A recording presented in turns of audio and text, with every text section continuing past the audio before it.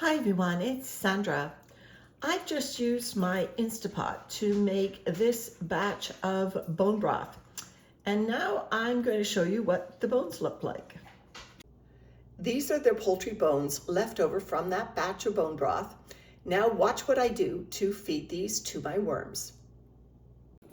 So the next step is I picked off any of the extra meat that was still clinging to the bones and I added it to my bone broth.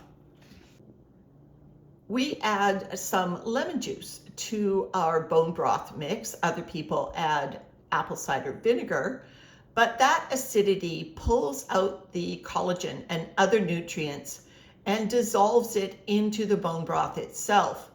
That doesn't mean the bones that are left over are free of collagen. On the contrary, they are still rich in calcium and phosphorus and an excellent amendment for my soil. When bones have gone through the Instapot, they're incredibly soft. You can see I'm just crushing the bones and just breaking them apart with my fingers. The Instapot actually helps you dissolve these already on its way to making some fabulous bone meal for my garden, but first I'm going to feed them to the worms. I'm now going to show you 3 ways that I use these bones after I've finished picking most of the excess meat off of them. While they are still soft from the pressure cooker, I add them to my food processor to make a nourishing worm food. So I added a few food scraps in here just to blend them with these bones straight from the Instapot. You could just do this with bones if you want to make bone meal, but in this way I'm actually preparing a regular worm food. I fast forwarded it, but this took about 1 minute total. Once pulverized, the bones are blended right in. Ironically, those stringy bits that you can see are from really fibrous endive stems, although I can see a few bone fragments in there as well. This is just worm food. The bones will act as the pH buffer. No need for eggshells here. And away it will go into the freezer and then eventually be fed to a worm bin. I probably added about half a cup total, so about half a handful of those fine bones into this mix. So this will feed 2 of my totes for worm bins. So if that gives you an approximation of how many bones I'm feeding each time.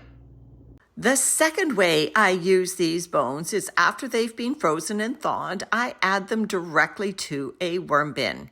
These bones were put in the freezer when they were still soft from the Instapot, and you can see when they've been thawed, they still crumble in my fingers, which means their worms are going to get into them in no time to get all of that lovely mineral goodness.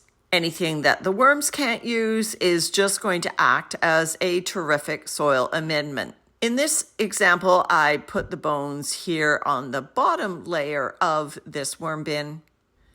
And then before adding the food, I put some rich semi-processed leaf mold on top, topped with the food, and then ended up with some more rich semi-processed leaf mold as a top dressing. There's no magic formula to this. I'm sure I could have mixed the bones right in with the food. It just happened to be the order that I put them in this particular bin. I'm not worried about rodents being attracted to these. As I said, the meat has mostly been stripped from the bones.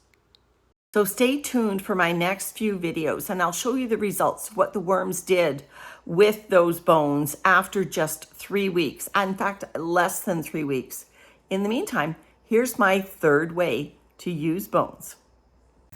So as you know, I have 4 in-ground garden worm towers. I have a whole playlist on them that you can follow these food grade bucket systems right from the beginning.